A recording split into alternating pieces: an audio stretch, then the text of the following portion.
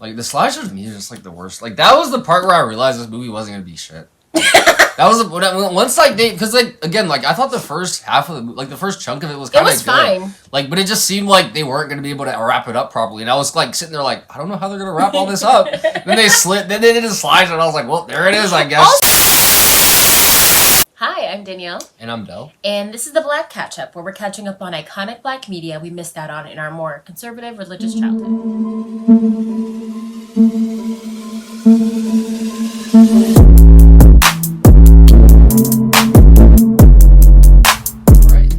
So today we watched The Brothers. Yes.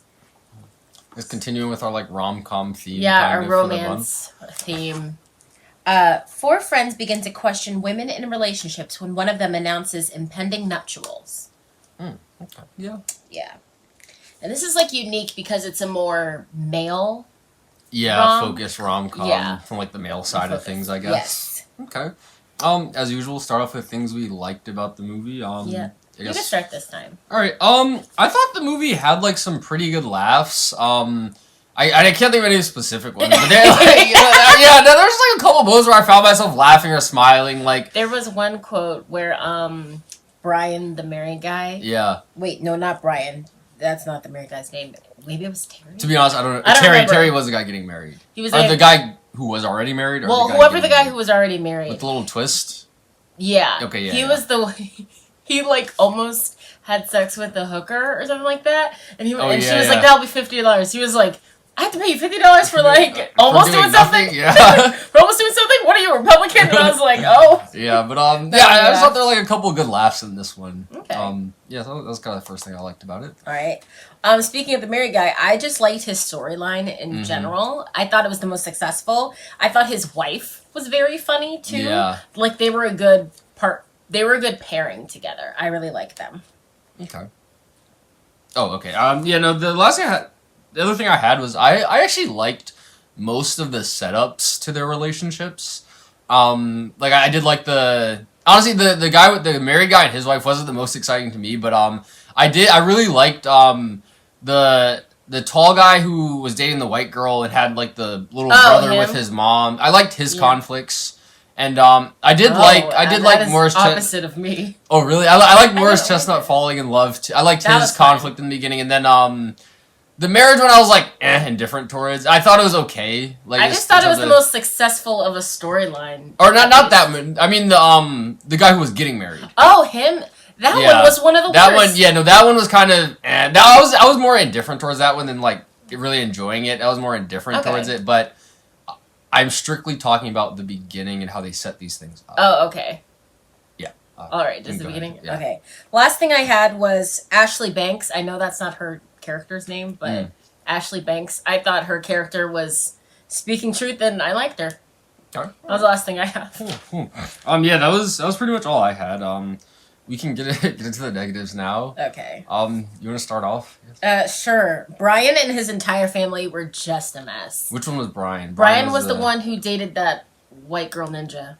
Oh, okay, yeah. Okay. He was just a mess. Misogyny all over the place. His mom was not that great either. And his whole story, and his brother was also a little, I won't bag too hard on him because we didn't see him that much, but just like, his whole storyline was a bit of a mess, and he didn't change at the end. Yeah. So that's why I thought you were saying you liked his the most. I was like, his was the least. He did nothing. No, I thought it had an interesting setup. Like I thought it was set up very interesting. It was a pretty good setup, but then they just like didn't knock down the pins. Yeah. So I guess that goes into kind of my main gripe with this movie.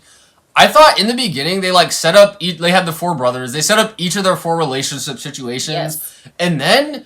They did a slideshow and hardcore abandoned 3 of them. Like they fully could. Like it was like because they focused so much on setting up each of the 4 relationships. Yeah, no, I get it. And we were like a full hour in. And I was like, this movie's like an hour 40. Like I wonder how they're gonna wrap all this up. Like it might be some bullshit.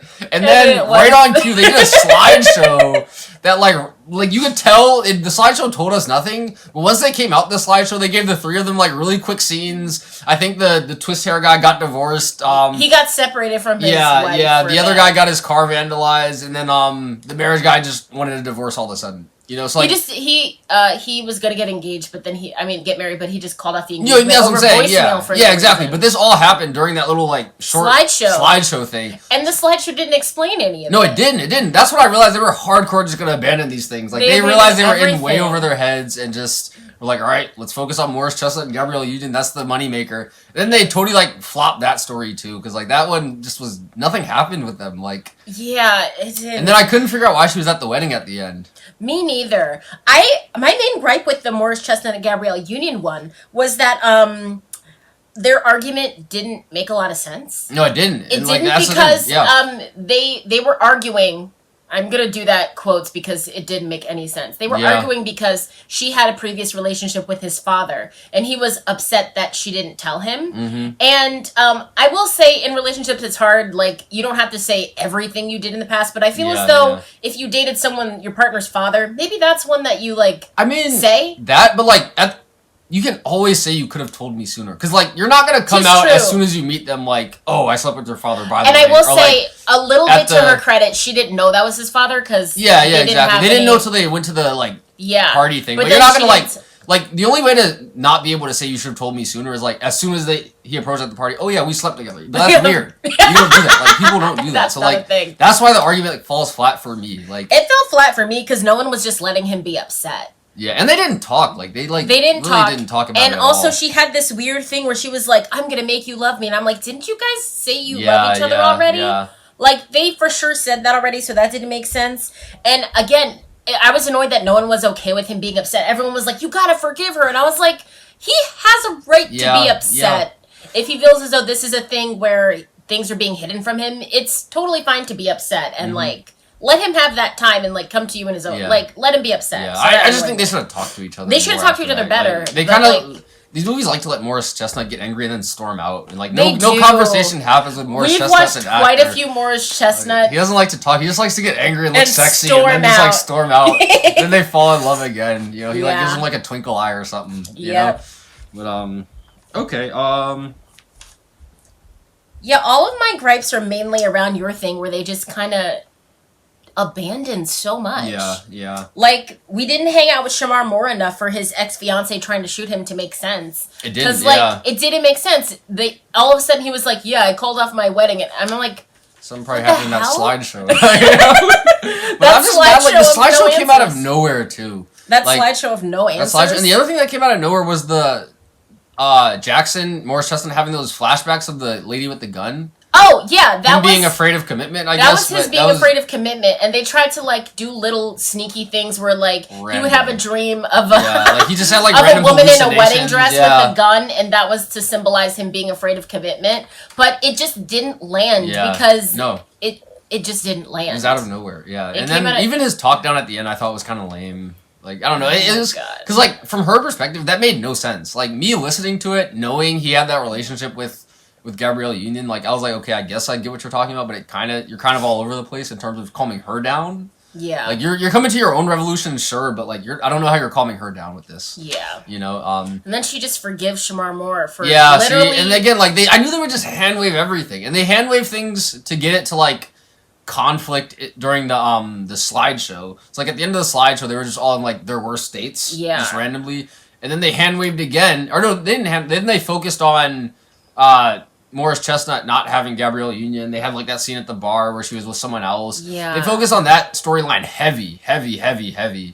And then just wrapped up the other ones cleanly. Like, all right, they're no longer divorced. They're back together. Yeah. They're happy again. Parents are together now. Yeah. So they tried to hand-wave Brian's thing because he was the one who was dating the white girl ninja. And they were like, and he's talking to a black girl again. It's like, no, he still treats women like shit. And now his brother's living with him. Like, we abandoned his brother the whole movie. And I was excited to see what happened with the brother, you know? But, they abandoned a lot. And then, I guess, the final thing, do you have anything else? No. Oh, the final thing, and I kind of mentioned it, I did not understand why Gabrielle Union was invited to that wedding at the end. Like, that makes no sense from anyone's perspective. Like, she supposedly had another man. She slept with, like, her and Jackson aren't necessarily on talking terms. Yeah. The mom, like, knows she had, like, a thing with the husband. You know what I mean? It's like, they just didn't make sense for her to be there. I guess, but, like, were you really that close to Jennifer Lewis' mom? And it looked like a small wedding, too. It looked like a very small wedding, so you're patting out the guests with Gabrielle Union? Yeah. I would have been okay with her being at the wedding if she was taking pictures. Yeah, they should have done that or something. I forgot she was a picture taker, to be honest. And then more things this movie just abandoned, you know? I honestly thought we were going to see her at the wedding and she would, like, have a camera. Yeah, but we did not, and she did not. I almost want to say this movie would have, like, could have used some extra runtime, but, like, they actually could have just cut out some more things, you know? like those 2-hour movies that could have cut out things, this movie also could have cut out things. This could have been a But it could have stayed an hour 40 or whatever it was. But just like actually focus, choose something to focus on, close something up. Don't put a slideshow in the middle to hand wave your biggest plot points. You know, so I guess ratings. Yeah. You need to go first. Yeah, I mean this one's a 2 for me. I guess it technically could have done worse. I don't know, but it did have those good laughs, and it wasn't that hard to watch. It was short, so it wasn't the worst movie. Okay. But yeah, they just did. I didn't like how they handled any of it. I liked the first part of the movie. I like how they set it up and everything, but then I think they dropped the ball from that slideshow on. So. Oh. Yeah, this one I got a 2 for me. The reason you need to go first was because I give this movie a 1. Ooh. I was I was so bored with this movie. Yeah. Everyone seemed kind of whiny.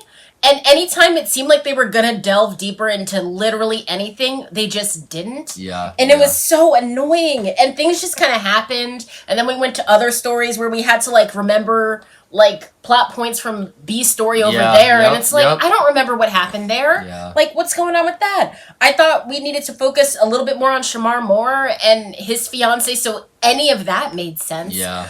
As much as I like the Mary Guy storyline, we actually didn't need it. No, at all. That was probably one of the worst storylines. I don't care about him getting it. I did not care at all. I thought it was the most successful because it was a pretty quick, short turnaround. Both people apologized. Both people made mistakes, and I think that's what I liked about it. That their argument made sense in a way. But oh my god! And then I thought there would be more hard conversations, like I said. But every time we started doing anything, it kind of even when Shamar Moore, when they were on the basketball court, he was like, "Hey, we talk a lot of crap about women. Yes, what about us? What about the stones in our eyes? What are we doing?" And then we just never talked about that again. Maybe we're the problem. And then they walked off. And I was the whole movie wasn't them being shit guys. I was what are we doing now? What is happening? Yeah. It didn't help that Brian didn't really change. Just this movie was so. I really saw that scene. I was like, wow, they're actually about to do something. We're so actually about to do some character development, real conversations happening. And then they were like, what are you talking about? And stormed off. End of scene. I was like, y'all wasted our time with this scene for 20 minutes and just to get to this point, and now you abandon it. I know that. I think that's what killed me the most. I was we were so close. It was the perfect journey to that point too. The whole movie, y'all have been shitting. You guys were all went through your struggles, especially with Brian, who's the one who has the women stalking him, vandalizing his car. Especially with him, because of the way he shits on women and treats them so poorly. For him to finally be wait a minute, maybe I'm the problem. But then it was, oh my god, nah, no way. This was a 1. It was just, and also it was so boring. As exciting as it is to see someone shoot a gun in a wedding dress, because you know how we feel about the drama of wearing a wedding dress trying to kill someone. This is our second wedding dress gunman. But it was boring. And everyone was just so whiny, and all their problems were something so easily fixed with just talking. Yeah, no conversations. Why were we not talking? We just had slideshows instead. Yeah, the slideshow was damn near offensive, to be honest. You can't just put a slideshow in the middle of your movie. That's not how it works. You call it it's exposition, you know. But, okay. All right. Final question. Do you wish you'd seen this sooner? Pretty easy no for me. No. Yeah, I didn't really gain anything watching this one. I maybe lost things watching it.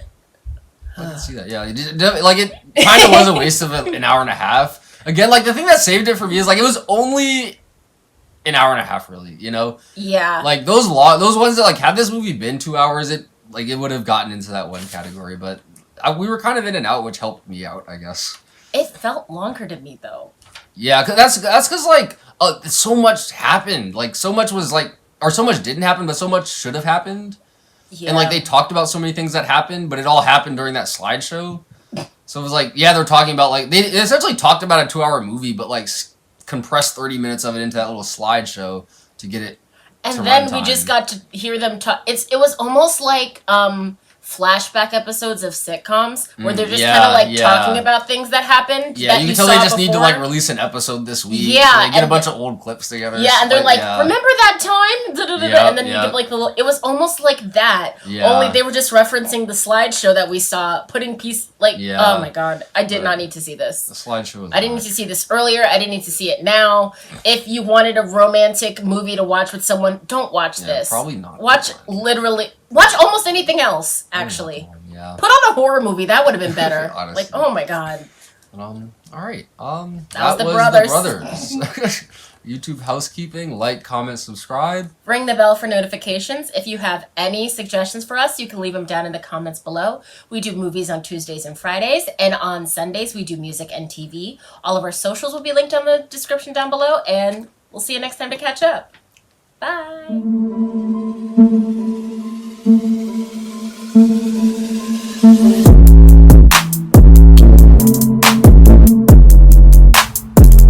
Honestly, a slideshow wrap-up works better at the end of a movie, almost as like either the beginning to show what they've been up to to this part in time when you're seeing them, or at the end as kind of like an epilogue thing, where my reference is going to be Legally Blonde, where at the end, during the graduation, she has like the little script that tells you what's happening. That's what you use a slideshow for. Not in the middle of your movie to just kind of be like, here's the and you can. It was so lazily done too. Like it had nothing to do with the movie. Like they just like, all right, characters, like you're in this scene, but we don't know what we want to do with the scene, so we'll just take a picture and slideshow it. I know that was the worst part. That it was a picture. Yeah. If it was a montage, no, that it wasn't a montage. Better. Legit slideshow. It was a picture, and everyone just all of a sudden it would like they flashed in, and then they faded to black and fancy white. Transitions, like, and I was like a PowerPoint presentation. You know, like we're trying to watch a movie here. You know.